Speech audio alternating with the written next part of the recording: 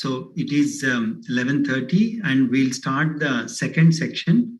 As we just learned about the epidemiology of AKI, we will be now discussing on pathophysiology of AKI in COVID patients. I invite Dr. Vincenzo Cantalupi, who is the Associate Professor of Nephrology at the University of Eastern Piedmont, University Hospital, Navarno, Italy. He is the Director of Nephrology and Kidney Transplantation at the University of Eastern Piedmont, active clinical investigator interested in AKI, renal replacement therapy in ICU, and kidney transplantation. Dr. Cantalupi, please.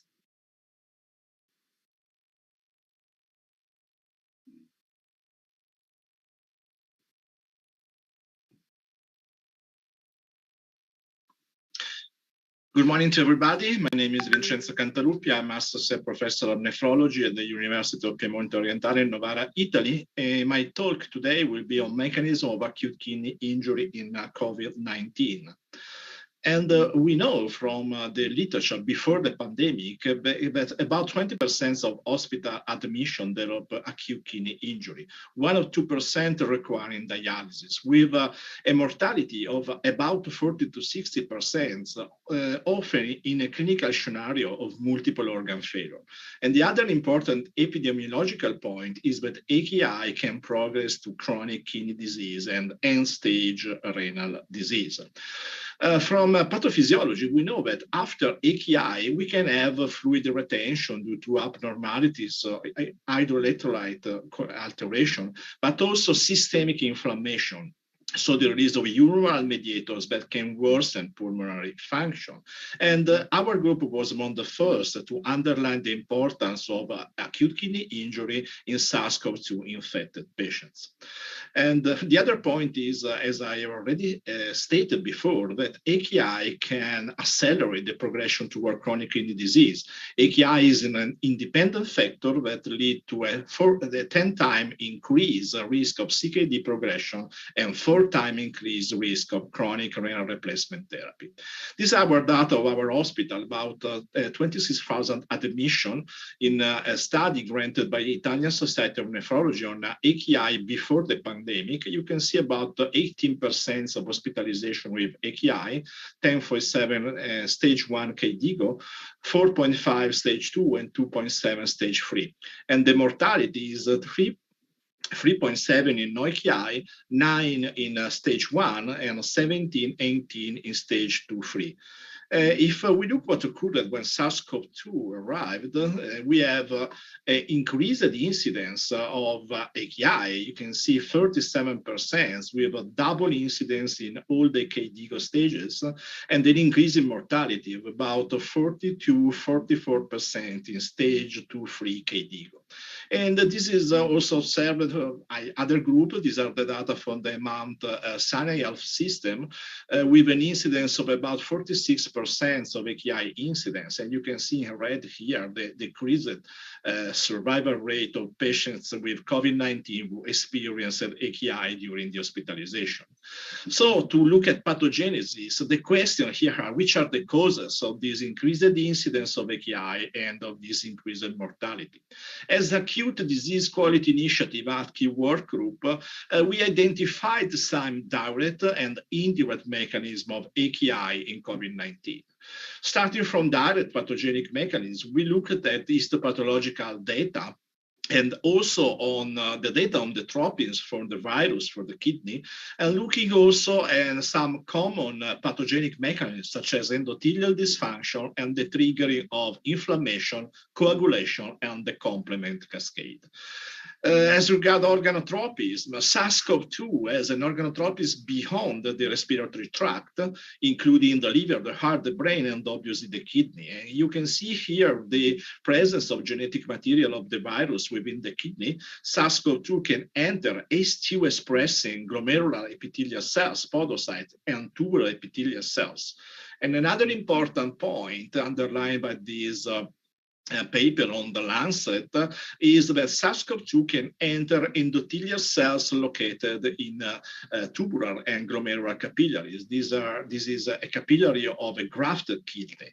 So basically, the virus can worsen pre-existing endothelial dysfunction associated with different comorbidities such as hypertension, obesity, cardiovascular disease, and smoking.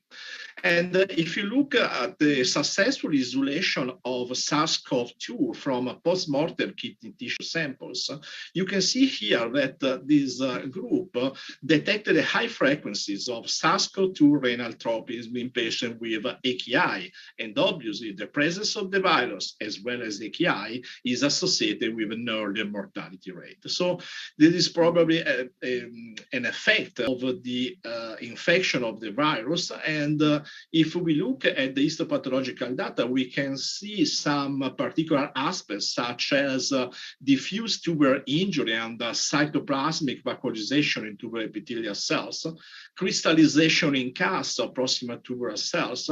We have the presence of inflammatory cell infiltration in the interstitial spaces, and also vascular thrombosis. This is a venous thrombosis in a patient with anti-phospholipid antibodies.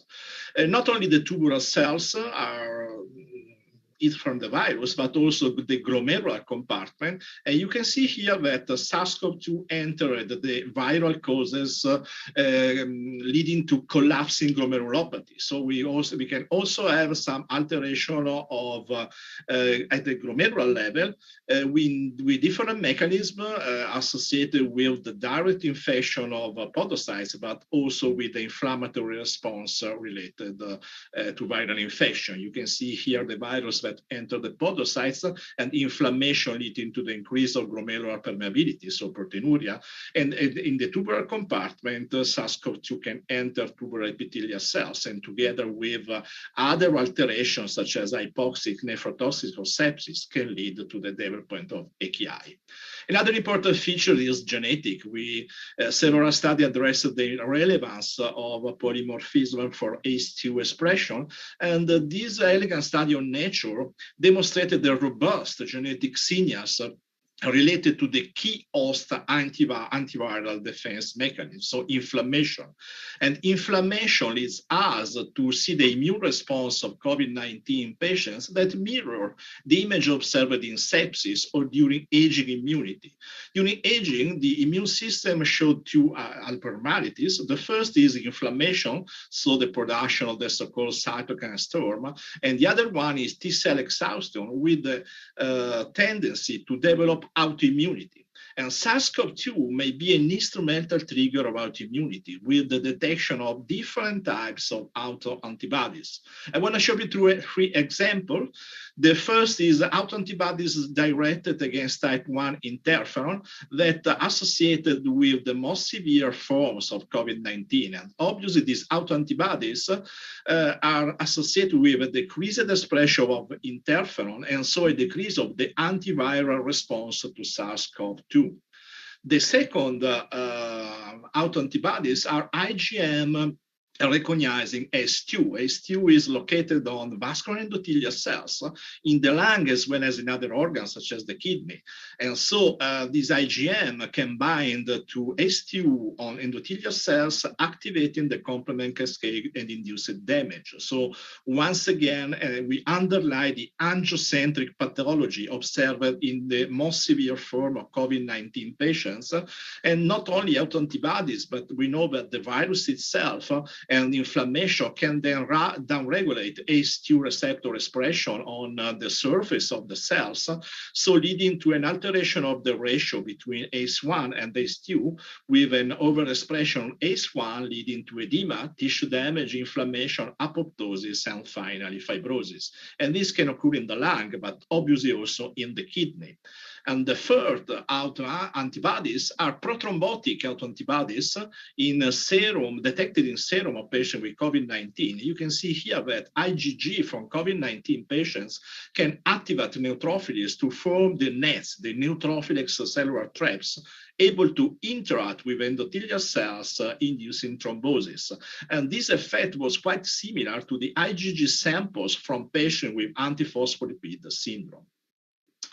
It's now the time to look into the eye of the cytokine storm, so the so-called inflammation, but really the inflammatory cytokine elevation, you can see here in the slide IL-6 as an example, in a severe or critical form of COVID-19 are profoundly lower than the level reported in patients with acute respiratory distress syndrome unrelated to COVID-19, such as sepsis or CAR T-cell-induced cytokine release syndrome. So we don't still know now if we have a cytokine storm or a cytokine drizzle, but we know that patients with AKI is an inflammatory disease, so IL-6 and other inflammatory cytokines are surely elevated in patients with AKI. But our attention should go to the thromboinflammatory alteration of COVID-19. There is not only inflammation, but COVID-19 is a thromboinflammatory disease, such as sepsis, ischemia, reperfusion injury, and other, characterized by this tendency to microthrombosis.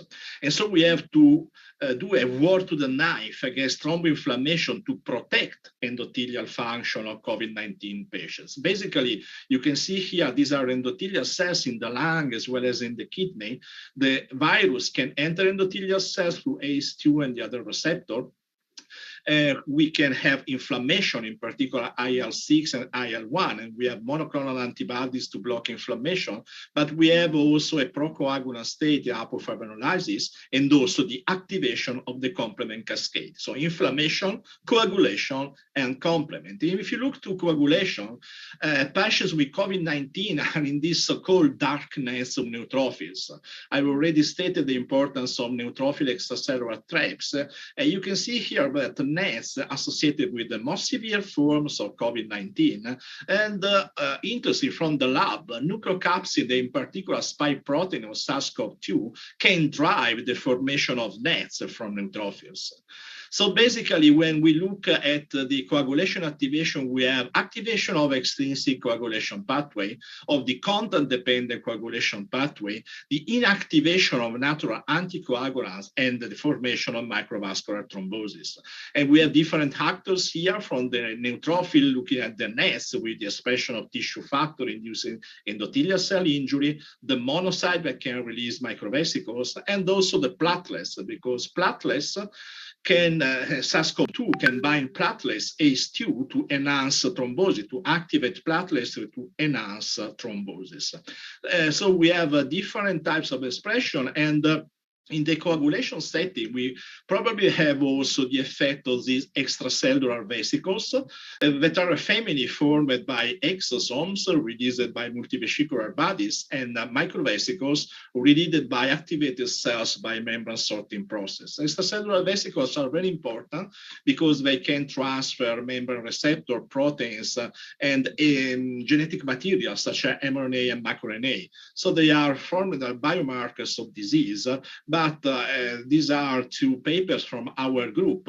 We identify circulating extracellular vesicles, in particular derived from activated platelets, that can have a role in the induction of inflammation, alteration of the immune response, and coagulation in COVID-19 patients. In particular, we think that extracellular vesicles, such as the production of autoantibodies, so there are some actors in the increase of coagulation together with inflammation, and also with the complement activation, not only in the kidney, but in all the organs of our body.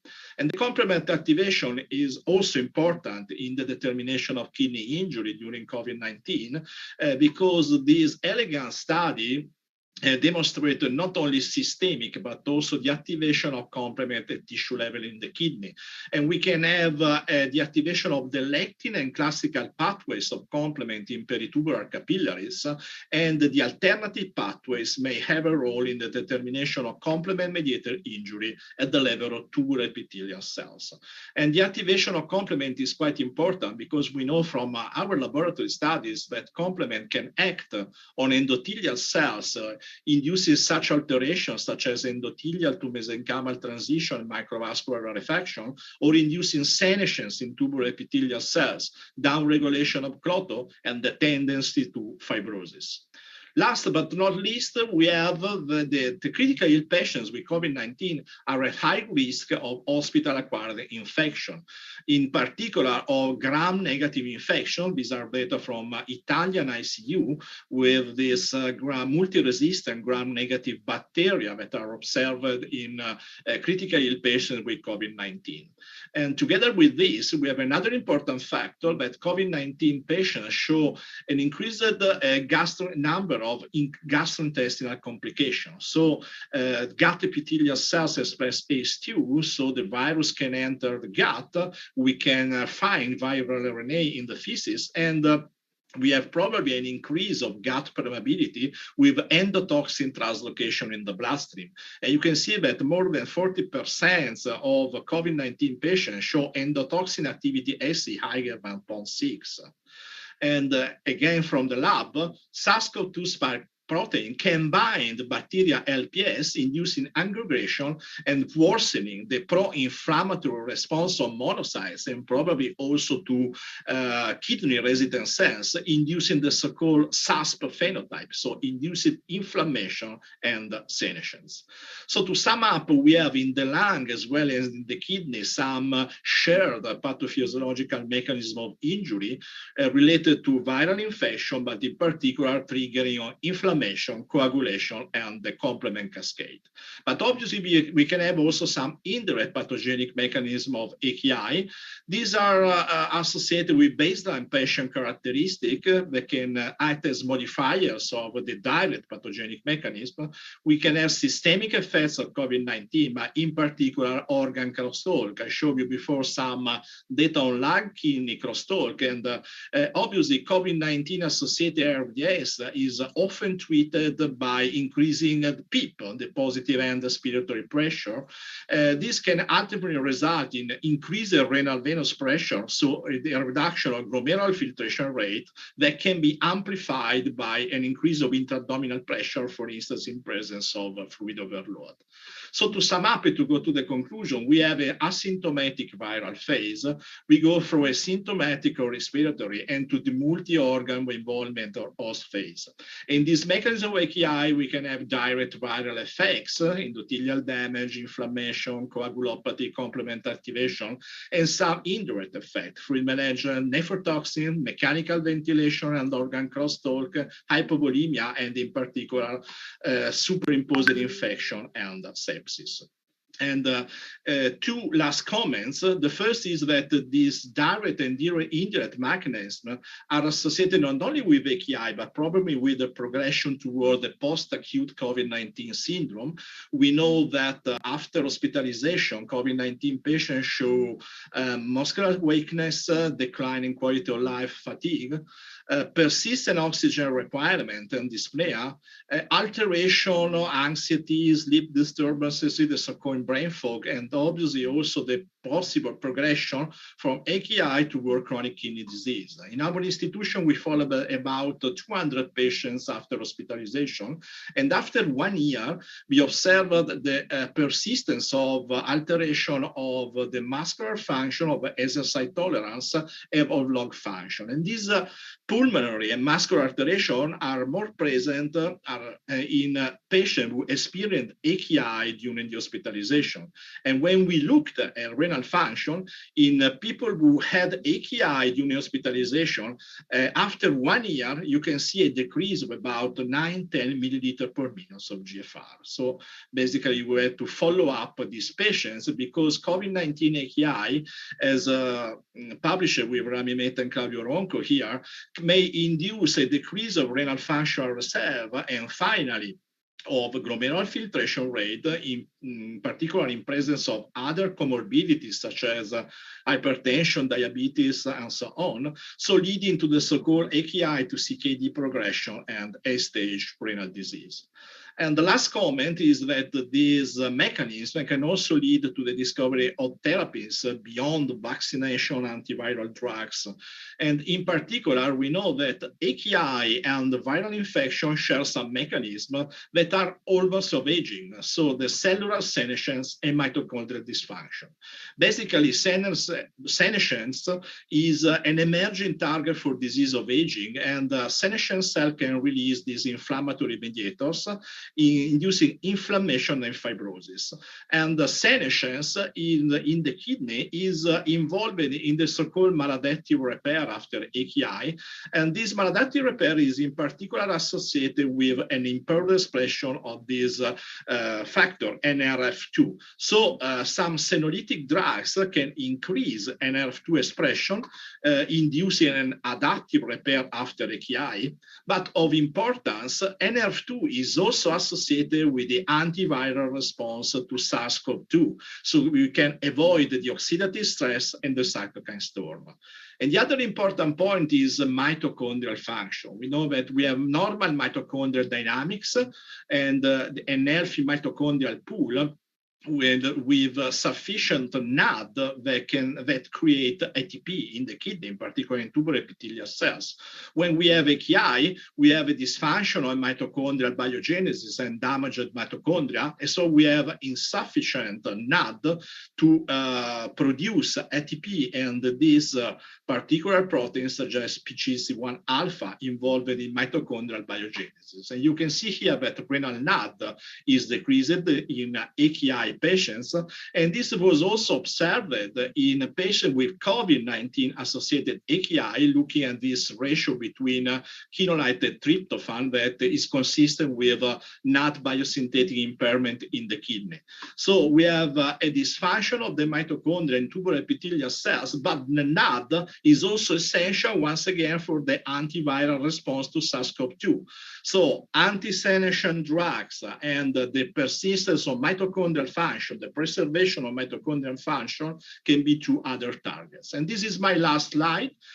We know that AKI is not a disease, is a real syndrome, and the clinical spectrum is consistently different, and so and also for COVID-19, AKI is a frequent complication, increased length of ICU and hospital stay, and short and long-term mortality risk. So the detrimental effects of AKI are not limited to the classical well-known symptoms such as fluid overload and electrolyte imbalance, but AKI can also cause problems that can be extended well beyond ICU and hospital stay. So we need a nephrological and multitasking follow-up. This is my email for contact, and I finish my presentation, and I'm happy to take questions at the end of the session. Thanks again for the kind.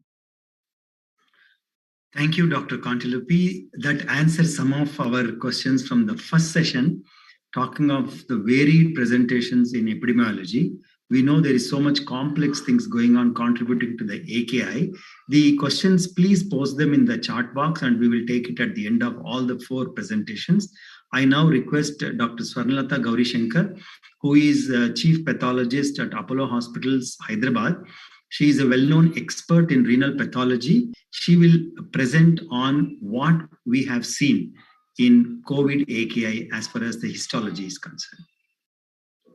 Dr. Swarnalata, please.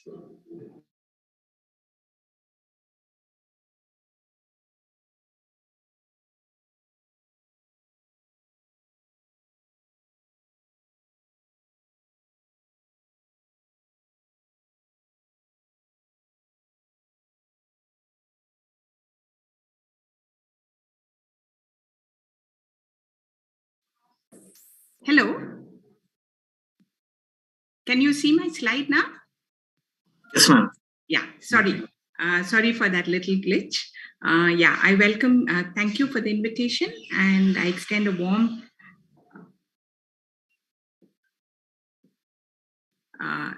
wishes to you on our Republic Day. So I would be sharing my experience with kidney biopsies and COVID-19. What have we seen? But before that, let me thank Dr. Chakravarti, Dr. Mehta, and the team for this invitation. The previous speaker has very, very elaborate and elegantly outlined the many, many mechanisms by which the SARS-CoV-2 virus affects the kidney. This is just in a nutshell to show that it could be because of the pulmonary involvement and the hypoxia, all the pro-inflammatory mediators, the cytokine storm, the coagulopathy, the cardiac involvement, the rhabdomyolysis, and last but not the least, the direct infection of the COVID-2 in the kidney, about which we are beginning to learn more and more. All this contributes to acute kidney injury in COVID. The biopsy series, there are a few case reports, some small series which are now coming out, and aortic microangiopathy due to the hypercoagulation, and collapsing glomerulopathy has been well documented in the Western literature in these group of patients with the APOL1 genetic risk variants. In addition, we have small numbers of glomerular diseases. Crescentic, membranous, minimal, are they really associated with the admissions? And so you have oxalate nephropathy from vitamin C and varying degrees of interstitial nephritis. So the biopsy which we expect to see could be glomerular diseases like collapsing, crescentic, and so on.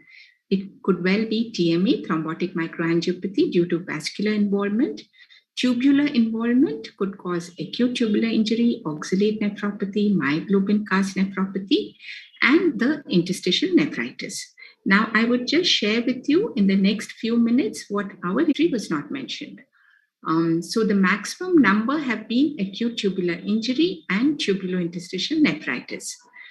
We have a fair number of infection, what I call infection-related GN, basically an immune complex mediated, some which we call chronic tubulointerstitial, small numbers of thrombotic microangiopathy, IgA nephropathy, granulomatous tubulointerstitial nephritis, and one each of these other conditions.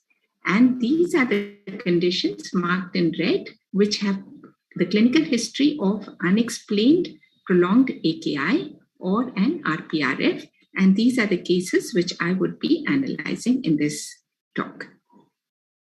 I just show you a few of our interesting cases. We have classified cases of COVID as mild, moderate, or severe. Moderate, mild if they didn't require oxygen, moderate if they required oxygen, and severe if they required ventilatory support. So this was a 57-year-old, just hypertensive with moderately severe COVID and had been hospitalized with steroids and oxygen. 2 weeks later, he developed hematuria, hemoptysis, renal failure requiring hemodialysis, bulky kidneys, urine albumin trace, microscopic hematuria, creat of 14.6. Complements were normal and ANCA and anti-GBM serology negative. And we had multiple cores, and even at these low power, you can see that this is the medulla, the inner medulla, and the renal papilla in these two cores completely necrosed. And here is a dense neutrophilic infiltrate at the junction of some amount of viable cortex was also included in the biopsy. And to show you high power view, where you can just see the outlines of the tubules, some with neutrophilic cars, completely necrosed inner medulla and papilla over there. This is a trichrome stain outlining just the ghost outlines of the tubules. Glomeruli fairly okay, except for some ischemic changes out there. A widened interstitium with some inflammation. And this is a silver stain, again showing you these aggregates of neutrophils and few neutrophilic cars. So this was a classic renal papillary necrosis. And the patient was not a diabetic, was not on aspirin, was not sickle cell disease. So we presumed that it could be an infective etiology. This patient, as expected, did not recover, continued to remain on dialysis, and then was lost to follow-up. Case number 2 was a 46 male, again with moderately severe COVID. 5 weeks later, developed oligoanuria with a creat of 8.4 on dialysis and was biopsied. This score was adequate score. The gloms look okay, but you can see that the tubules are dilated, flattened epithelium, some cars out there, few cars appearing somewhat pigmented, interstitial edema, not too much inflammation. A few, again, to show you varying degrees of tubular injury. Silver stain showing a few pigmented cars, which we stained for myoglobin, and they were positive. So this was myoglobinuria chronicity. The patient was on dialysis for 3 weeks, was then weaned off, and at 8 weeks, he still had a creat of 2.8, but was reasonably stable. So this is our data on the 16 cases of acute tubular injury that we have had. And this was the case which I had just discussed with myoglobinuria. Most of them were adults, but we also had a very young infant, 2-year-old, post-COVID with multi-organ, organ inflammatory syndrome with severe COVID, creat 5, but this child recovered and now has a creat of 0.5. And here what I have done is also majority had moderately severe COVID. Many had comorbidities, hypertension and diabetes, which is so prevalent in our population. To bring to your attention, one gentleman who was actually post-lung transplant, post-COVID, developed renal failure, acute tubular injury with myoglobin nephropathy in their biopsies. And if you look at the chronicity scores, these scores we did according to the glomerular sclerosis, tubular atrophy, interstitial fibrosis, and arteriosclerosis as proposed by the Mayo Clinic. And those with chronicity scores did, as expected, degree of renal failure even at follow-up. None were dialysis dependent at follow-up. Case 3, elderly male, 4 weeks post-COVID of moderate severity and had protein 1+, RBCs 8 to 10, a creat of 3, and he was biopsied. The gloms looked okay, mild arteriosclerosis out there. There was tubular injury, but you can notice that the interstitium is widened with a moderately degree of inflammation in the interstitium. Just to show you on the PAS and the HE stains that there was moderate interstitial inflammation with tubular injury. You can see these lymphocytes almost enveloping that tubule out there, and some eosinophils as well. And so we called it acute tubulointerstitial nephritis with no significant background chronicity. He received a course of steroids, and the creatinine stabilized at 1.2 at 9 weeks. So this is our data on the 15 cases of tubulointerstitial nephritis that we had. And this was the case that we had discussed. Most were adults, male predominant. Weeks post-COVID were varying. Some immediately almost post-COVID, they were biopsied. Majority had moderately severe COVID, and majority also had comorbidities like diabetes, hypertension, creatinine high at biopsy, and varying degrees of chronicity. And here again, I've tried to look at those with chronicity, and you can see that those with chronicity had a partial recovery. There were some without any chronicity also who had a partial recovery, but this seemed to be an indicator that they would not recover completely. One gentleman continued to be on hemodialysis. Case 4, this elderly male, 65 male, not so elderly actually, non-diabetic, non-hypertensive. He was one of those people who had severe COVID requiring ventilation, steroids, remdesivir. At 8 weeks after that, he developed leg cellulitis, which healed with antibiotics. He went on to develop Klebsiella pneumonia. He was treated with antibiotics and then developed a puffiness of face, breathlessness, 4 grams proteinuria, and over a week, the creatinine had increased from 1.2 to 2.3, and he was biopsied. And here you can see that unlike the earlier cases, the glomeruli are quite abnormal. They are large cellular balls, the glomeruli. There's some tubular injury as well. No great chronicity, even at this low magnification. Again, you can see all cellular balls, uniform global involvement of all the glomeruli, and this was an endocapillary hypercellularity with neutrophils, a classic proliferative exudative pattern of glomerular injury without crescents, with deposits of IgG in a granular pattern, and this starry sky significant deposits of C3c. We don't have an EM, but this was an immune complex mediated proliferative exudative pattern of injury, which we call consistent with an infection-related GN. He had COVID, he had cellulitis, and he had a pneumonia. This patient was treated conservatively, and at 4 weeks, the creatinine came down to 1.8, and he was reasonably stable.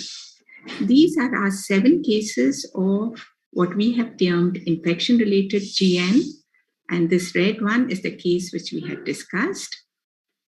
Again, mostly male, weeks post-COVID, varying from 2 to 8 weeks, sort of fitting the criteria for post-COVID-related IRGN.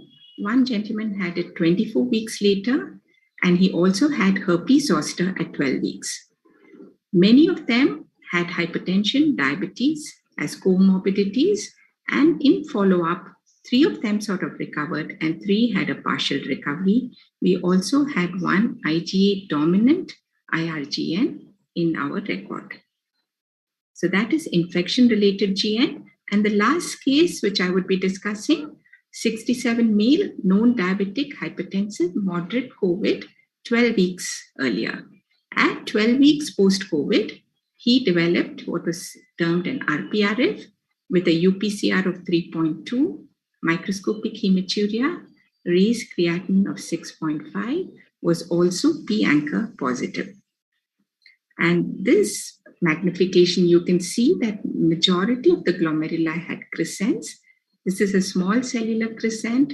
This is a fibrocellular crescent, tubular injury, interstitial widening with abundant inflammation out there, and almost all the glomeruli in this field showing fibrocellular crescents with some tubular atrophy, interstitial inflammation, no immune deposits.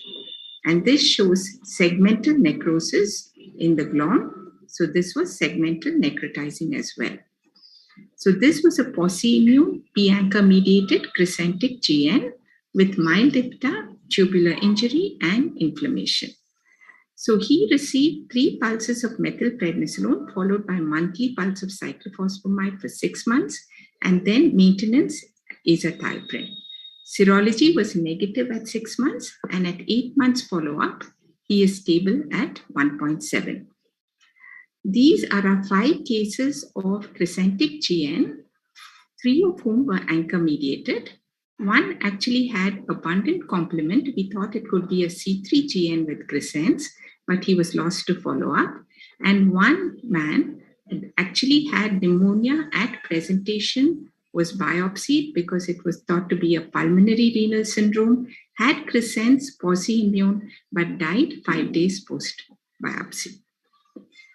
So that's our experience with crescentic GN. So that sort of sums up our experience of post-COVID renal biopsies. So is direct viral infection of the kidney responsible? Probably yes, because we know that, as mentioned in the previous talk, there are receptors and they are prone to infect, but it's possible, but probably uncommon, as there are other methods of injury which could happen. In a few case reports, there are reports of the virus being detected by using immunohistochemistry or in situ hybridization techniques. EM, we must remember, is a very, very suboptimal method of detection of COVID because it relies solely on morphology, and there can be a confusion with other cellular particles. We ourselves have a report in BMC nephrology of a post-transplant case where we thought on EM the tubular cells had some COVID-like particles, but I'm thinking that in retrospect, they were probably not COVID.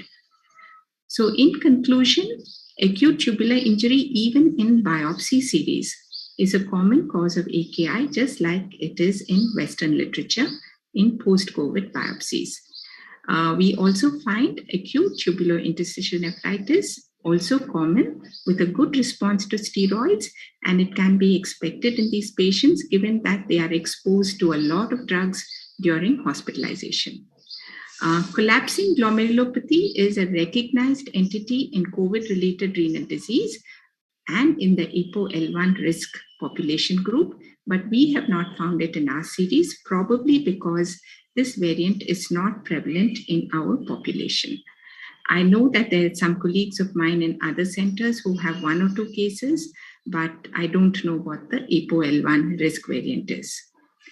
I have seen that the underlying chronicity score is important and appears valuable in prognosticating the prognosis of especially ATI and ATIN. Amongst the glomerular patterns of injury, proliferative and precentric GN are the common patterns in our group. It is possible that many of these lesions are coincidental given how widespread the infection was in the second wave and now in the third wave. So to really ascribe an etiology to COVID is difficult. It also could represent a second hit phenomenon. Like I said, most of our biopsies were after the second wave. Is it possible that it's related to the severity or the viral type is something worth thinking about. Again, renal involvement in long COVID is not clear, but I would appreciate all those in the group who are doing biopsies to record the history of your cases on our requisitions, because otherwise this history is missed. And when we analyze, we really don't know whether it's post-COVID or not. So it's possible that we missed some of our cases. So thank you once again. A special thank you to all the nephrologists who have cooperated in giving the history and in discussing the cases. Thank you very much, and I look forward to the questions. Thank you very much, madam. You would have answered a lot of doubts in our minds. With that, we go on to the third lecture in this session of pathophysiology. I have great pleasure in inviting Dr. S.K. Agarwal, who will be speaking on COVID-19 AKI progression and long-term outcomes. Dr. Agarwal is very well known to every one of us. He served as the Secretary of Indian Society of Nephrology for a long time, presently the Editor-in-Chief of Indian Journal of Nephrology, and he is the consultant and head of the Department of Nephrology in All India Institute of Medical Sciences, Delhi. Dr. Agarwal, please. Good morning. Let me share my screen. Is my screen visible? Yes, sir. Okay. So at the outset, I must thank Dr. Rajshekhar and Dr. Ravi Mehta for inviting me to speak in this forum. My work is easy by previous two talks, and I understand the next talk is also on post-COVID sequelae. Let me confess that I don't have personal experience of COVID and kidney-related problem that adequately as many of other colleagues in other departments have, because of an administrative reason that the COVID, a specific ward was made COVID ward, and somehow, unfortunately, there was too much possessiveness of the data at that time, so we were not having access to the data. So leave aside that, what I will do is give my assessment of this topic based on the existing literature and what I think. So my outline of my talk will be introduction, the renal patient group which is affected by COVID-19, renal manifestation in acute COVID-19, because that will make a baseline and make a basis for the progression and a long-term outcome. Prevalence of long COVID renal manifestation, pathogenesis of a long COVID renal manifestation, screening, prevention, and management. So this is a very common and very well-known slide that if any patient of AKI, this slide is out of non-COVID situation. There are 4 outcomes, and that Either patient can have complete recovery, or patient goes into chronic kidney disease, or if he is already having pre-existing chronic kidney disease, there may be rapid progression following acute kidney injury, and some of the patient may go into end-stage renal disease and remain on maintenance dialysis. What one more is outcome which was not in cartoon was that a good number of a patient die while in the hospital. So there, that is most severe outcome of acute kidney injury in any setting. Now, if we see the non-COVID literature and see what is the risk factor of AKI going into chronic kidney disease, these are the common acceptable risk factor: etiology of AKI, age of the patient, pre-existing diabetes mellitus, hypertension, type of acute kidney injury, nutritional status in the hospital, severity of AKI, and African American. So while we'll keep these risk factor in mind in non-COVID situation, we don't expect that in COVID situation, these factors will not be relevant. So this is the time frame of COVID, the short COVID, post-acute COVID, and chronic COVID, what we call long COVID. And these are the major pathogenesis or major clinical feature in different three time frame. In the short COVID, this is between 2 to 4 weeks. Post-acute COVID is 4 to 12 weeks, and long COVID is more than 12 weeks, where we can see organ dysfunction. And that was the topic of interest for my talk. Another thing important is that we should understand that which group of a patient related to kidney disease who can develop COVID, because that will be important to understand the long-term outcome. Now, person may have a totally normal kidney function, or he may have a pre-existing chronic kidney disease, or patient may be a transplant patient with normal graft function or a pre-existing graft dysfunction, which actually will fall into pre-existing chronic kidney disease, but with top of that immunosuppressive medication. There are two other categories, hemodialysis and peritoneal dialysis. Somebody can argue that hemodialysis and peritoneal dialysis is already end-stage renal disease, so what acute situation like acute COVID will do. But we must realize that a good number of a patient on maintenance dialysis is still significant residual renal function. And acute COVID-like situation can deteriorate and patient may lose that residual renal function, which will be important for the long-term outcome. But we should also understand that these things are not that well captured in an admitted patient, more so if the patient is admitted in a non-nephrology ward. Now, then we see that what are the renal manifestation in acute COVID situation.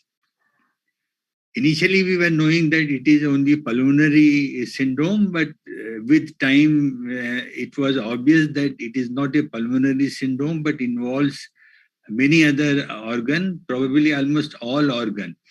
And these are the 5 common renal manifestations in acute COVID. It can present with acute kidney injury, acute glomerulonephritis, nephrotic syndrome, acute on chronic kidney disease, and thrombotic microangiopathic situation involving organ dysfunction due to coagulopathy.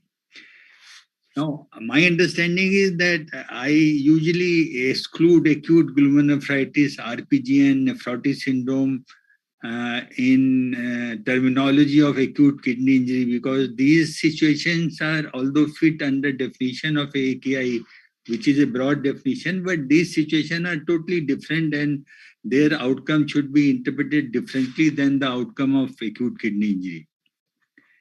So I will just mention that during acute COVID, collapsing glomerulopathy, thromboembolic event in major renal vessel or the segmental renal artery, all these things has been reported. But as I mentioned, these are in my perception, are out of acute kidney injury situation.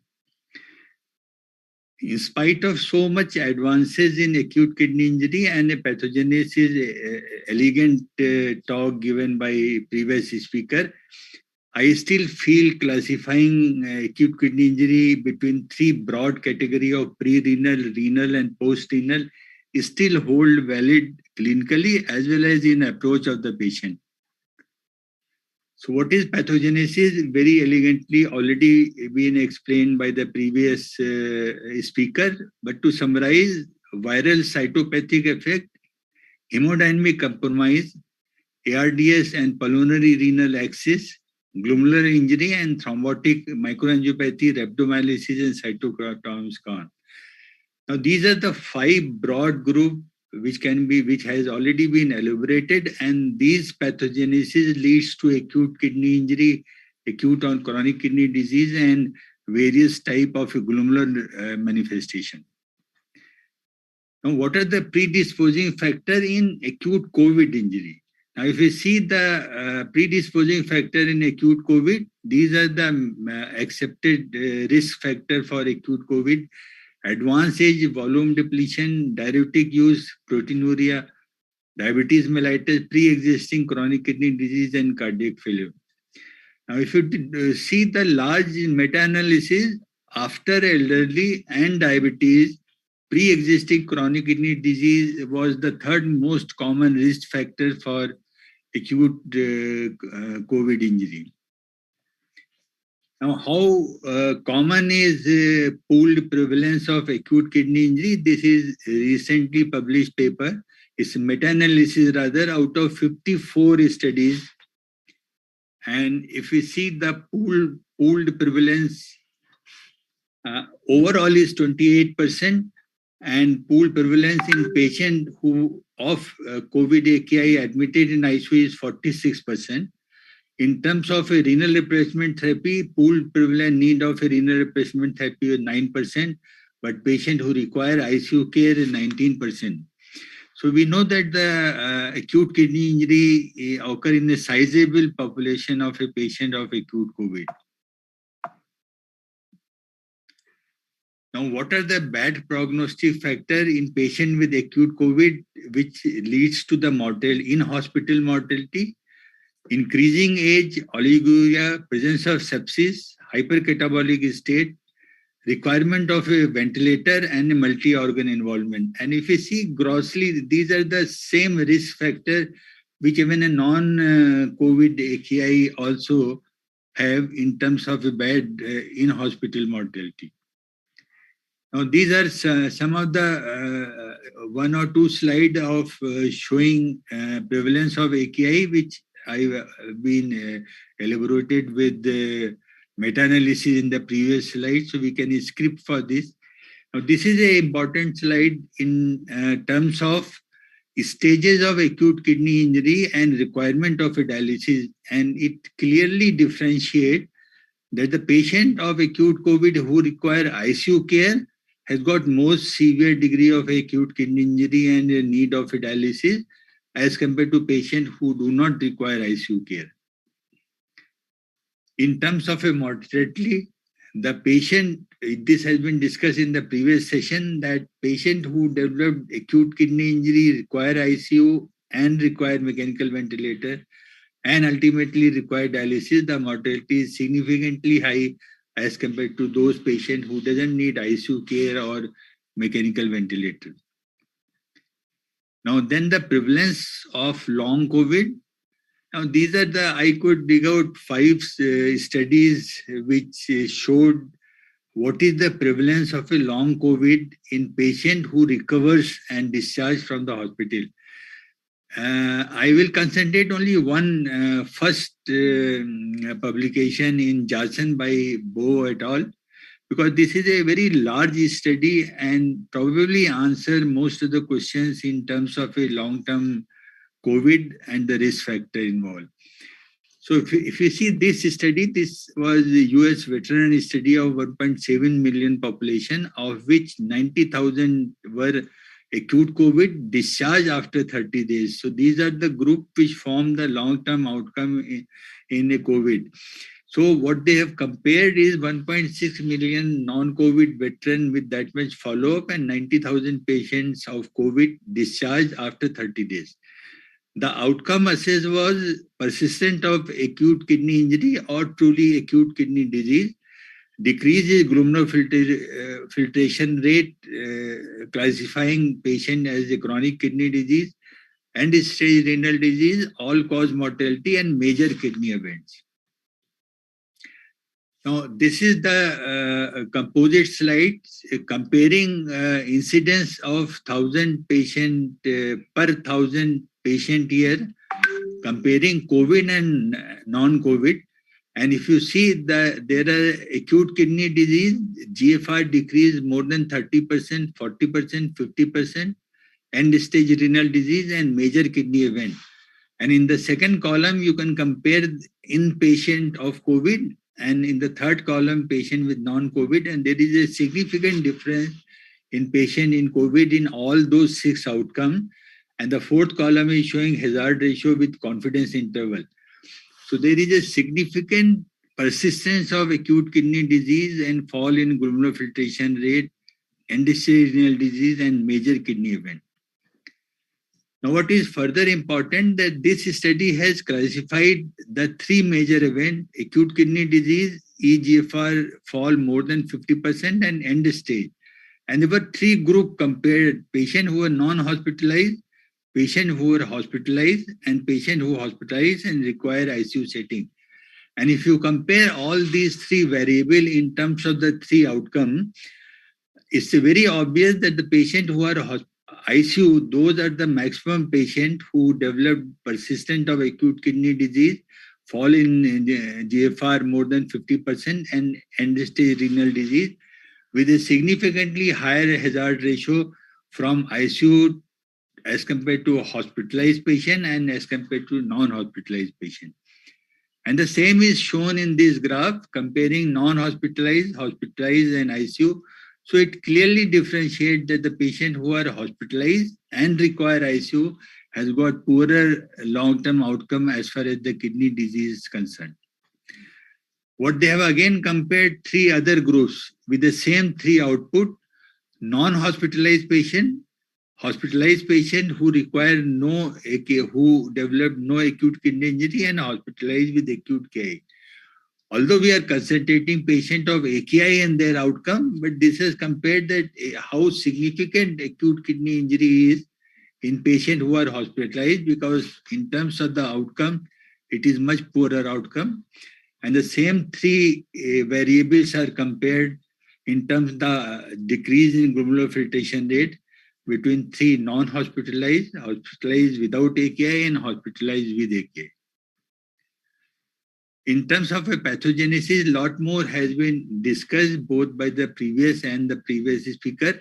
So I'm not going into detail of this. Now, what actually factor which affect the long COVID or a long-term poorer outcome in relation to kidney disease? So there are 3 pre-existing factors which include patient renal status before developing AKI, either pre-existing CKD or patient is a transplant patient, associated comorbidity in terms of a diabetes mellitus maximum, but also hypertension, congestive heart failure, and coronary artery disease, patient-related factor, APOL1 genotype, elderly age, and some study does make male gender as a risk factor. Now, on these pre-existing variables which increases the poorer long-term outcome, acute COVID-related situation and laboratory markers in terms of a mechanical ventilator requirement, ICU admission, and a requirement of a renal replacement therapy, and the role of biomarker. These are factors associated with acute COVID manifestation. So these are the 5 group of a factor which affect the long-term outcome. In terms of a management, long-term COVID management is more dependent that what type of a long-term outcome patient has. is primarily preventive at the time of a acute COVID, and if you go much more early, prevention of a COVID infection itself is a major determinant of the long-term COVID outcome. Now, what it says that acute kidney injury can recover by biochemical means, which we usually take serum creatinine and estimated eGFR, but a good number of a patient recovers at the time of discharge with a normal creatinine and a estimated GFR, but with time they do develop or chronic kidney disease on a follow-up.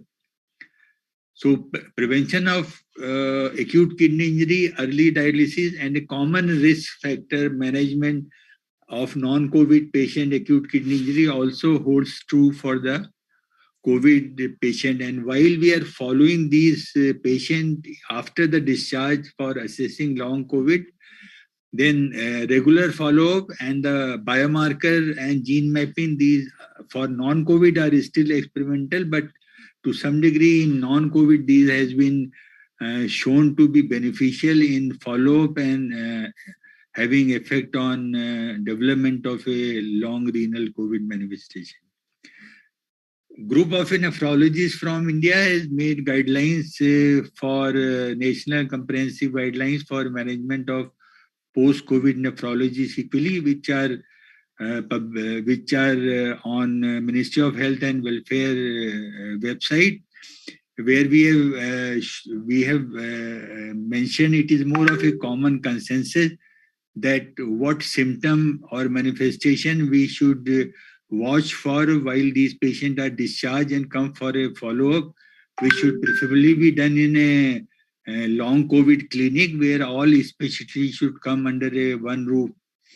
And what examination are important for assessing the renal manifestation, and what basic test needs to be done, in which we suggested a complete urine examination, protein creatinine ratio and serum creatinine with ST is an important factor. So we need to do some basic tests in a follow-up clinic of COVID. And as usual for chronic kidney disease, we don't need a sophisticated investigation. Simple, complete urine examination, serum creatinine with estimated GFR is sufficient to start with. And early diagnosis of such sequelae affect the long-term outcome in terms of a prevention as well as decreasing the mortality and morbidity also. And with that, I end my presentation. And again, thanks Ravi and Rajshekhar for giving me chance to present my topic. Thank you so much, sir, for summarizing in such a short time all that can happen in a sequelae in the kidney after COVID infection. We will take the questions at the end of the four speeches. Please post your questions in the chat box. The next session is again on post-COVID sequelae, but this is specifically on patients who come with COVID-19 into ICU and has nothing to do with the kidney per se. The speaker, Dr. Srinivas Samvedam, is known to many of us very closely. I have worked with him. I've had the privilege of working with him. Presently, he is the Vice President of Indian Society of Critical Care Medicine, and he's a very good teacher. Dr. Srinivas Samvedam will be talking about post-acute sequelae of COVID from his own ICU in Hyderabad. Thank you.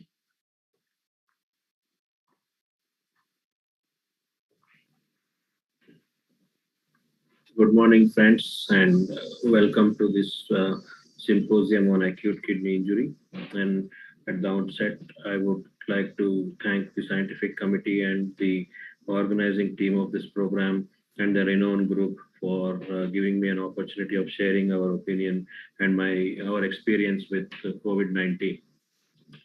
Now, this is a pandemic, which is a disease which has transcended geopolitical and socio-economic barriers across the world and continues to challenge them even today.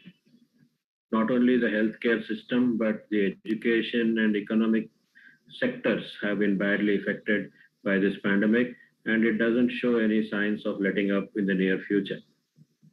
While the acute disease has seen its ups and downs, therapeutic interventions have come and gone, What is also has come to notice is the fact that post-COVID sequelae are also increasingly being recognized. And that's what we will try to discuss in the next 15 minutes or so. And that's called the post-acute sequelae of COVID-19. While different people have called it in different ways, like long COVID, persistent COVID, literature-wise, a definition has ultimately emerged on how to talk about post-acute sequelae of COVID-19. And persistent symptoms and delayed or long-term complications of SARS-CoV-2 infection beyond 4 weeks from the onset of symptoms is probably the best way to define the post-acute sequelae of COVID-19.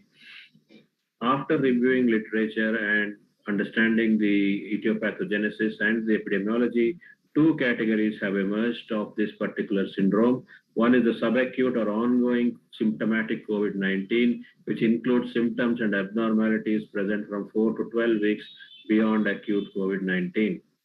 And then the chronic or the post-COVID-19 syndrome, which includes symptoms and abnormalities persisting or present beyond 12 weeks of the onset of acute COVID-19, not attributable to alternative diagnosis. It is the second variant which we are going to discuss in a little bit of detail. And the way I'll do it is I will share the epidemiology from across the world. We'll look at the pathogenesis and the pathophysiology of some of these conditions. And then I'll share our own data from Virinci hospitals in the two waves of COVID-19. So if you look at acute COVID-19, what we said in the category 1, which lasts up to 4 weeks, you could get positivity from the viral positivity in the nasopharyngeal and the respiratory tract. But beyond that, the post-acute COVID-19, which could be the subacute or ongoing COVID-19 and chronic post-COVID-19, where the patient is actually PCR negative. But what we have increasingly begun to recognize and analyze and manage is the events happening beyond week 12 up to 6 months and 9 months. And this includes neuromuscular weakness, fatigue, respiratory symptoms, neurological manifestations, cardiovascular manifestations, thromboembolic sequelae, and renal problems, and of course a few cosmetic issues like hair loss. So the whole sequence of events is probably lasting beyond 6 months up to 9 months, as well as we shall see in the subsequent slides. If you look at the epidemiology of the post-acute sequelae of COVID-19, several studies have been published. If you look at the gender distribution, the male gender seems to be less prone for the post-acute sequelae of COVID-19 across studies. The point prevalence is probably a little lesser among the male gender when compared to the female gender as far as the post-acute sequelae is concerned. And if you look at patients who are hospitalized versus patients who are not hospitalized, in a general cohort, the point prevalence is between 60 to 70%. But if you look at the patients who are hospitalized for COVID-19, the post-acute sequelae for COVID seems to be a little higher at 70 to 80%. When you look at the follow-up, so there have been studies which have followed up these patients up to 120 days.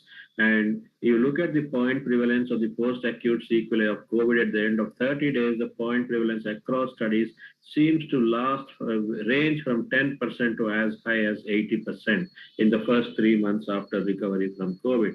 If you extend that to 60-day follow-up, the prevalence seems to come down to less than 50% in most studies, with the baseline being around 5 to 10%.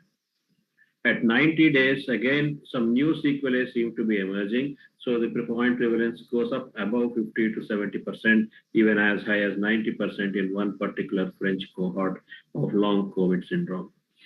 And at 4 months, there is again a higher prevalence of this post-acute sequelae of COVID. So COVID, once you identify it, probably seems to be lingering on and producing clinical manifestations and issues which bring the patient to clinical attention even 120 days after discharge or recovery from COVID-19 infection. So what are these sequelae and what are these issues which bring these patients to medical attention? Respiratory, we all have believed that this is a respiratory disease, and we have manage this as a respiratory disease with some cardiovascular manifestations. So the respiratory manifestations essentially seem to be lung fibrosis, abnormal pulmonary function tests, pulmonary vascular disease like PTE and pulmonary hypertension. Those who were in the hospital for a longer time seem to be presenting with bronchiectasis. Some of them probably would have spontaneous pneumothorax and secondary infections, mainly fungal. Massive hemoptysis has a combination of both bronchiectasis and other structural diseases, and those who had a longer stay on ventilator probably presenting with airway strictures. The risk factors for these manifestations seem to be the older age, male gender, underlying lung disease, intense inflammatory response as evidenced by high D-dimers and CRP values, elevated blood urea nitrogen, longer length of mechanical ventilation with smoking and chronic alcoholism in the background. So the workup for these patients focuses on chest X-rays and HRCTs. A simpler way to unearth some underlying problem is a 6-minute walk test or the PFTs if it is clinically indicated or feasible, and cardiopulmonary testing in selected patients. Those who have abnormalities on echocardiogram or on the CT may end up getting a CTPA if you are suspecting pulmonary venous disease. And if there is infection, early identification of fungal infections may warrant a bronchoscopy to be done in these patients. So if you look at the point prevalence of shortness of breath, it ranges from about 15% to 40% in a heterogeneous cohort of patients, and cough seems to be a persistent problem ranging from 7 to 25% of these patients. Our numbers seem to be a little different, which I will share with you shortly. If you look at the cardiovascular issues, myocarditis, myocardial inflammation, and chest pain are the most common cardiovascular issues in the post-COVID phase, with dyspnea, palpitations, postural tachycardia being the clinical presentations. The risk factors for this seem to be prolonged hospitalization, higher troponin I at hospitalization, previous treatment for the statins, which probably has a protective effect on these complications. So the workup again would be looking at these patients with electrocardiography, echocardiography, and looking at the biomarkers like troponins and N-terminal proBNPs. But some of these patients ultimately end up getting a cardiac MRI or either a CT or a coronary angiogram. So if you look at the point prevalence of tachycardia, it's about 10 to 20%, and chest pain seems to be reasonably common in these patients at 3-month follow-up, with ranging between 5 to 25% of patients who get discharged after a diagnosis of COVID-19. Neurological sequelae seem also to be quite common with post-acute COVID patients, with headache, vertigo, cognitive impairment, so-called brain fog, exacerbation of Parkinson's disease, neuromyelitis optica spectrum, Guillain-Barré syndrome, multiple sclerosis, and of course the anosmia, ageusia always being prevalent in these cohort of patients. The risk factors for CNS involvement will be pre-existing neurodegenerative and neurological disorders, ARDS during the ICU stay, and a higher severity of COVID-19, especially amongst the elderly patients. The workup, for all cases with CNS involvement, would be an MRI, cognitive screening, is lumbar puncture and CSF analysis with nerve conduction and electromyographic studies if myositis and GV syndrome are suspected. If you look at the point prevalence of insomnia, sleeplessness, it ranges from about 13% to 40% at 6 months follow-up. Memory loss is also in the same range in the same cohort of patients, with anosmia lasting up to in about 25% of patients at the end of 6 months. Hematological system is probably the most commonly involved in all these patients during the acute phase, and this seems to persist in the chronic phase of COVID as well. Hypercoagulation, increased CRP levels, persistent drop in the lymphocyte counts, pulmonary thromboembolism or left ventricular thrombi, and cardioembolic limb ischemia and gut ischemia have been reported as part of the prolonged acute COVID syndrome. The risk factors for this seem to be comorbidities like a high body mass index, diabetes, and chronic kidney disease, with a high severity of illness and higher degree of immobility perpetuating the thrombotic complications. So we need to look at the blood biochemistry and the coagulation panels like D-dimers, INR, PT, and APTT, with CT angiography if you suspect a pulmonary thromboembolism, and an echo to identify the cardiac function. We actually ran thromboelastograms on these patients during their acute phase. We could not find a distinct pattern, but the most frequent result on a thromboelastogram seemed to be a fibrinolytic pattern, despite the fact that they were clotting in their lungs and in their pelvic veins. The renal sequelae of prolonged COVID seem to be a non-recovering acute kidney injury and a chronic kidney disease, proteinuria and hematuria, with obesity, older age, and other comorbidities and genetic factors predisposing for this particular problem. And I'm not qualified enough to talk about renal workup for this group, but a regular follow-up of renal function with assessment of urine protein creatinine ratio seems to be a reasonable way of tracking these patients over 6 to 12 months after recovery from COVID. So all these complications seems to have a different pathophysiological correlation. If you look at the respiratory sequelae, there seem to be viral dependent and viral independent factors responsible for the sequelae.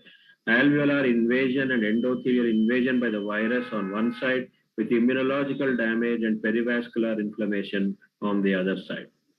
Cardiovascular effects seem to be mediated both by direct viral invasion as well as the downregulation of the ACE2 receptors, with inflammatory and immunological injury to the myocardium adding to the spectrum of diseases. Neurological manifestation seems to be stemming from direct infiltration of the virus with systemic inflammation, with neuroinflammation, perpetuated by microvascular thrombosis and neurodegeneration.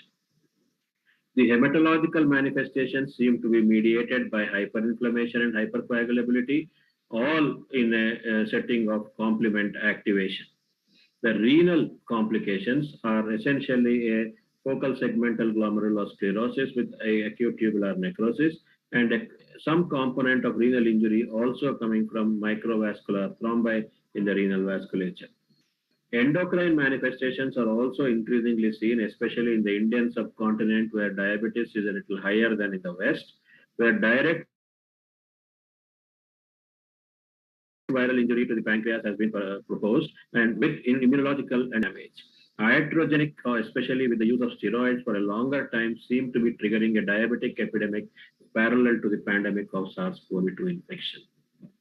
If you look at our numbers in Virinchi Hospital in the two waves of COVID-19, in the first wave of last year, between May and July last year, we admitted 976 patients, of whom 280 required intensive care. There was no vaccination at that point of time, so all of them were non-vaccinated cohorts. 212 out of the 280 required invasive ventilation, and 81.4% of them survived. And we have follow-up of 142 out of these 228 at 3 months, and 73 out of the 228 at 12 months.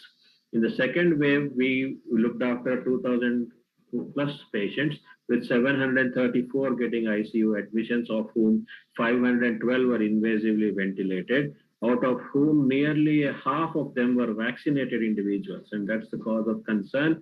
And the mortality was a little higher, although you can't say it is statistically significant, but it was a little higher, with only 76.7% of them surviving the second wave.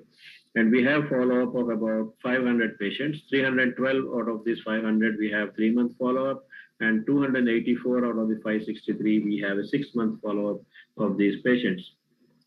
So if you look at our data of long-term sequelae, this seems to be at a little bit of variance from what we have already discussed. In the first wave, fatigue seemed to be seen in about 85% and close to 92% of the patient, which fell to about 51% of 9 months. Dyspnea, insomnia, brain fog, and depression in those numbers seem to be the predominant manifestations of prolonged COVID syndrome. In the dyspneic patients, persistent pulmonary cough and tachycardia were seen in 50 to 55% of these patients in both the waves, and 1/3 of them continued to have cough and tachycardia despite beta blockers and other drugs to control the heart rate at the end of 9 months from the first wave. Chest pain was seen in about 73 to 77% of patients, and half of them still complain of chest tightness and discomfort even at the end of 9 months, even though the echo and the CTPA have been absolutely normal. And this is a phenomenon which we have not been able to explain. But what is more important is anxiety about the disease. So nearly 100% of them were anxious at the end of 3 months, and 3/4 of them still remain anxious about what will happen to them, what long-term sequelae can happen. And when the third wave began, most of them called us back and said, are we safe? Should we do something about it? That's the level of anxiety which COVID probably gives to these patients. So we follow a multi-system approach where we have a symptomatic pulmonary and cardiovascular assessment at 4 to 6 weeks and 12 weeks post-discharge. And we use the test with consultation if we suspect one as well. Early rehabilitation, and we are trying to get some of these patients into a long-term follow-up and looking at their coagulation studies, especially we are running tests on some of these patients who came to us with massive PTEs or were thrombolized in this hospital for massive PTE, but that's still ongoing and numbers are not yet very clear to us. So in summary, post-acute sequelae of COVID-19 is well defined. The entire spectrum probably is yet to unravel, and we'll see what happens in the next 3 months or 4 months. But as we elicit history of tuberculosis and other diseases during the history taking, now I think going forward, COVID history and course should be part of clinical assessment of all patients, whether it's cardiac, renal, neurological, or respiratory. And as a result, a multidisciplinary approach will be the key for identification and successful management of patients with prolonged acute sequelae of COVID-19. So thank you very much, and thank you for giving me this opportunity. Thank you so much, Srinivas, for summarizing all that you have seen as a post-COVID sequelae. So that brings us to the end of this session, and I'm sure everybody will agree with me. A lot of learning, though each one of us are exposed to these patients, when we share what others have seen, it opens up our mind to a lot more possibilities and the treatment strategies. I will take questions after the chairperson's comments. Dr. Mehta.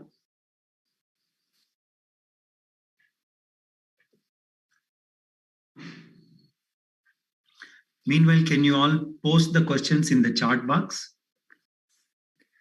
So first of all, thank you all, Vincenzo, Sanjay, Dr. Gorish, Swarnlata, and Srinivas. What a tour de force of describing from the pathophysiology to the manifestations you've seen, and also the post-COVID follow-up syndrome. I think this is a tremendous amount of information in a short period of time. So there's lots for us to gather and think about. I have a couple of broad questions for you too. So Vincenzo, you've demonstrated the vast spectrum of pathophysiological events which can happen in this syndrome and in the disease state. And as we look at what Dr. Swarnlata showed, the pathological manifestations are also quite varied. And then we see also the subacute and the long COVID manifestations are quite different. To what extent are these determined by the prior state of kidney health? We know that we don't always have that piece of information in these patients. So when we look at this spectrum of disease states and we describe them, how much of it is pre-existing disease which is worsened by the COVID infection versus what is new onset and therefore now leading to a new differentiation? So any thoughts on how to tease that out? Yeah. First of all, good morning to everybody, and thanks for the kind invitation. And to answer your question, Ravi, it's not so easy to answer your question, but I think that, comorbidities, in particular, the presence of chronic kidney disease, as also stated by some of the speakers, not only in native kidneys, but also in transplanted kidneys, is obviously something that gives you the possibility to develop AKI and probably the consumption of the so-called renal functional reserve in presence of these comorbidities, including, or better first, with CKD, is obviously something that aided to develop the acute kidney injury and the possible progression to chronic kidney disease and end-stage kidney disease. I think it's not so easy to understand all of the pathogenic mechanisms because I think we underline maybe also too many pathogenic mechanisms. But I don't think it's quite different for other forms of AKI. This is something that I think comes out from all the speakers, all the presentation. I don't really think that it's the viral infection itself that can lead to injury, but it's of course systemic inflammation. I mean, I think that the COVID-19 is a very vasculocentric disease. So this is the common denominator that leads to acute kidney injury, acute dysfunction on other organs. We also should remember that independently from COVID-19, AKI is an inflammatory disease. So this leads to the possible progression toward chronic kidney disease, but also to early and late complication of other organs. You know how much is increased the incidence of stroke or cardiovascular events after hospitalization from AKI. So I think that this may be one important message from the pathogenesis group is that as observed in other forms of AKI not related to SARS-CoV infection, we have a sort of heat that leads to an early damage, an early fibrosis that can lead to the dysfunction of the kidney as well as in the other organs. And I very much appreciated also the comments on kidney transplant, because we are in Italy now, we are starting a program with the National Transplant Center to start the kidney transplantation in COVID-19 donors, positive donors. And so we are discussing which are the rules to enroll both the donors and the recipient here. And from the first data, we do not see so many infections of the kidney. So I think that really we need the second heat, maybe a third heat to induce acute kidney injury and other. Thank you, Vincenzo. Further comments from Sanjay and Swarnlata, and I will share at least in the first wave. I don't know in other hospital, but in our setup, there was so much panic of infection transmission that simple urine examination was not even done in the first few days. And by the time it is done, it is difficult to interpret whether it was pre-existing abnormality or it developed after acute COVID. Even to the extent I don't know why, but our pathologist actually communicated that they will not be accepting immunofluorescence and EM, and they will only accept the light microscopy in a formalin fixed sample. So these were some of the things. And in terms of a follow-up, I am aware of the ICMR registry or on long COVID, and it is primarily based on telephonic communication. Now you can understand from a nephrologist, telephonic communication will never give idea of urine examination and a serum creatinine, which is a prerequisite for defining the renal manifestation. So probably even that central nodal agency like ICMR trying to collect the long COVID, we will obviously underestimate the renal manifestation in these. So these were certain logistics which actually created, and what time we lost, we can never go back and then get that information now. And the waves have changed, the virus variants. Question, the fact is that the biopsies that you did, first of all, it's remarkable that you have such a vast experience with them, but they are at different points in the course of the patient. And I think that's the big question which comes up, is when we try and correlate the pathophysiological mechanisms that Vincenzo outlined, and they are described. But when we look at the human biopsies, they are not necessarily in the phase of disease that those mechanisms are there. So we are looking at it, in retrospect and trying to attribute a mechanism to that part.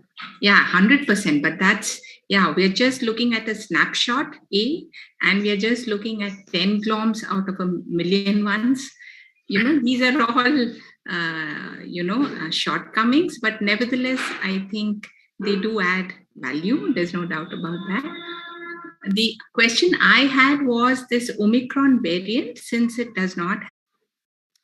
This is a question for the experts. So Sanjay, Vincenzo, and Srinivas, your thoughts. I can see if you go broadly in terms of a patient group in the Delta variant or the original virus, the number of patients requiring hospitalization and ICU was significantly more than in Omicron. So Omicron, a large number of asymptomatic who are on home therapy, we don't even capture them. Even I know that our dedicated COVID center, the number of patients who are there, and very few are actually are in the ICU. Majority of they are in general ward, and requirement of ventilator support is very less as compared to previous wave. So in absence of a ICU requirement and a need of a ventilator, we expect that chances of acute kidney injury and related long-term outcome should be less. But that only time will tell. We are still in the middle of that. So what about other diseases, which have been described, all these immune phenomena, autoimmune antibodies and all the other things, which are now, which was so nicely elaborated in the first lecture. Would we be seeing all of that with this Omicron variant also? Vincenzo, your thoughts? I don't know about that immunity or other kinds of disease. We reached the peak of our Omicron in the northern wave in northern Italy last week. So it's not so easy now to have some data on or to compare the previous pandemic waves with the Omicron one.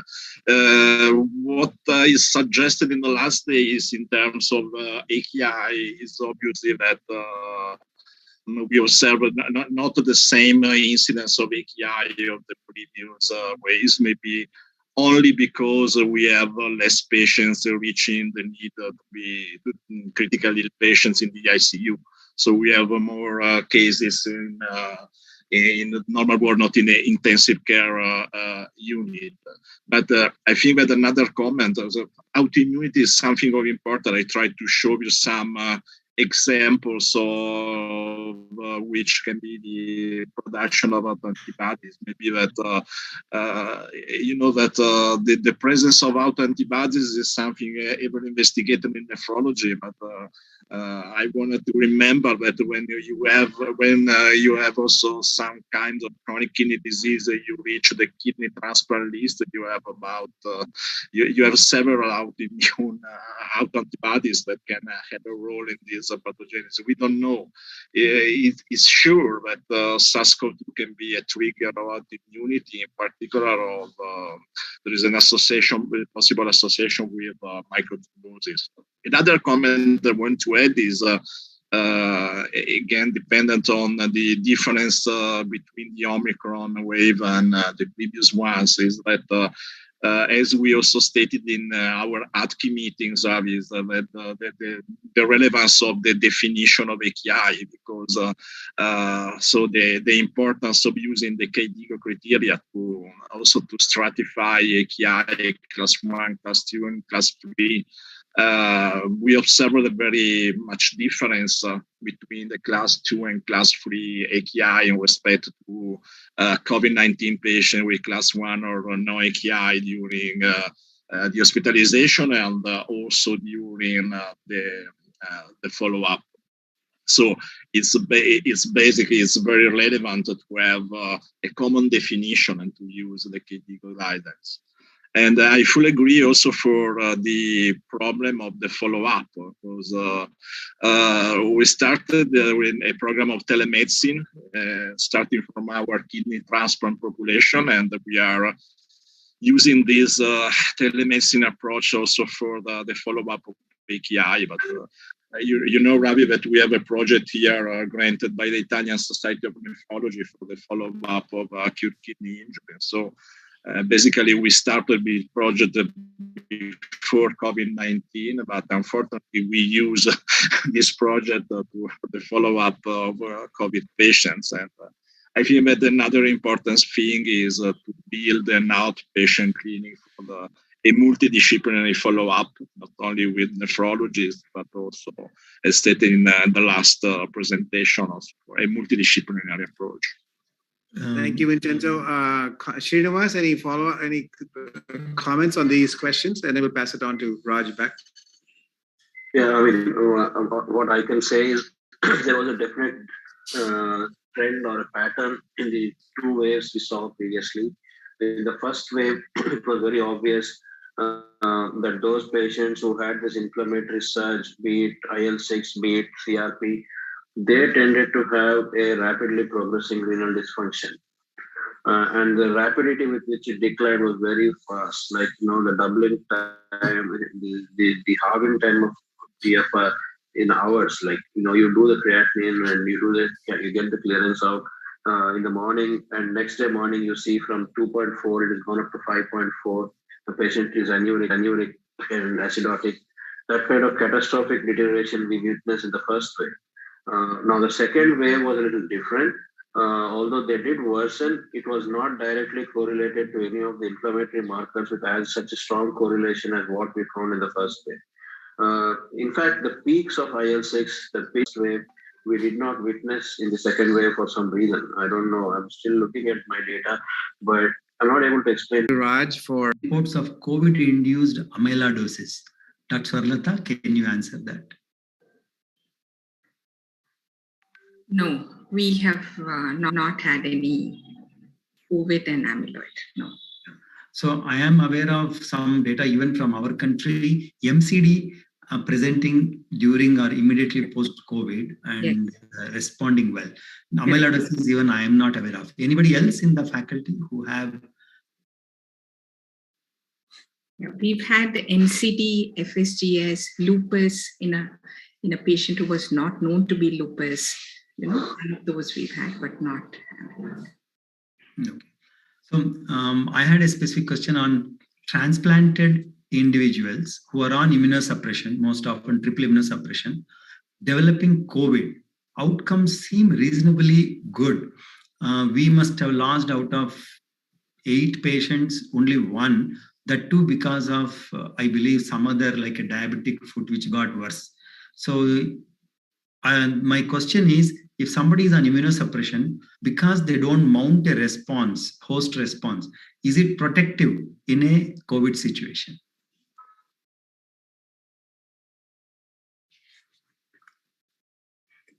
I don't know directly for COVID, but I can extrapolate from hepatitis C. They may not mount immunological response that much, but obviously their immunological response is not totally nil. It is question of a degree of response, maybe less. But against that, the viral replication will continue to be for a longer period. And direct viral related injury will continue to be more. So the mortality in transplant situation in a different hospital in the country has been quite different. Some of the hospital has shown poor outcome in a sizable number of a patient, while in other hospital it is not so. I will say that the number of the hospital which has got more number of a transplant admitted with COVID, their outcome will be probably more real representation of the transplant outcome. We have seen in post-transplant period both acute cellular rejection as well as antibody-mediated rejection precipitated following COVID. And both of these patients actually hasn't done well. Okay, sir. Any other comments or questions?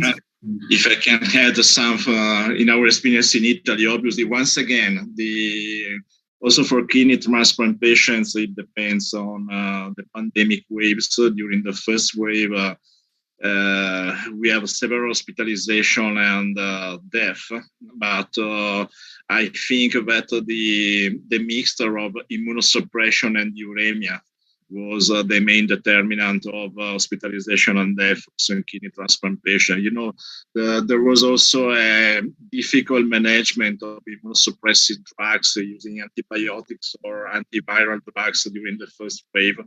And so you have, we had the difficult management of CNI levels and the use of steroids.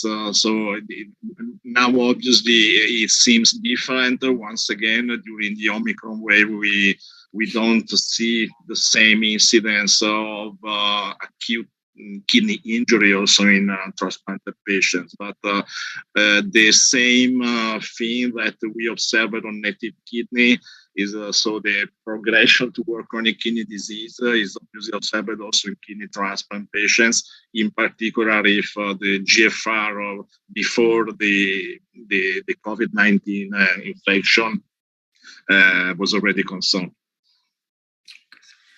Thank you very much, sir. So that brings us to the end of the morning session. We will reconvene at 5 p.m. with the next two sessions. My sincere thanks to all the faculty who have done original work and shared their experiences with us. Thank you very much and have a good afternoon today. We will meet in the evening at 5 p.m. Bye. Thank you. Goodbye.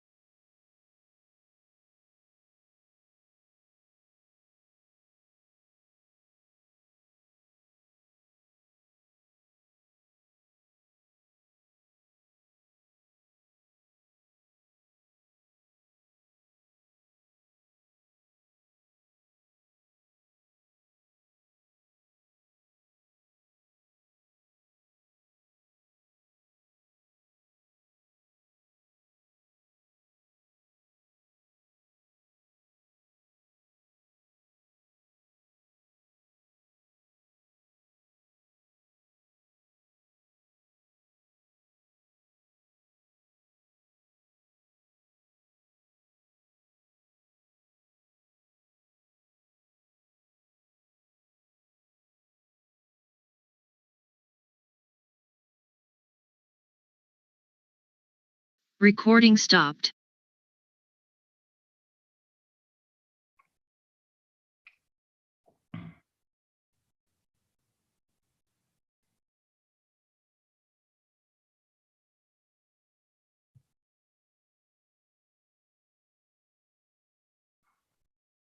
Indaka, it was seen in the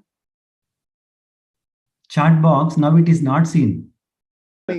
Not at all. Pleasure is entirely mine. It's good to see you, and I just learned you are in India because your father-in-law is not well.